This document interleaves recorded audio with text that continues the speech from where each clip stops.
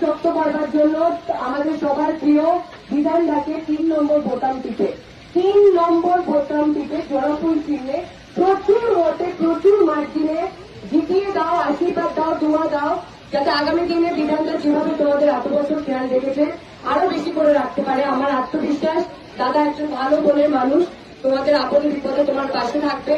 আর আমরা সমস্ত তৃণমূল কর্মী একটাই জিনিসে বিশ্বাস করি, সেটা হচ্ছে মনুষ্যত্ব। তাই তোমাদের পাশে আমি এখানে আজকে অভিনেত্রী হিসেবে আসিনি, আমি আজকে দলের কর্মী হিসেবে এসেছি। সবাই খুব ভালো থেকো। আর 23শে এপ্রিল ইভিএম মেশিনে বারাবণীতে যেন খেলা হয়, তারপর দাদার যে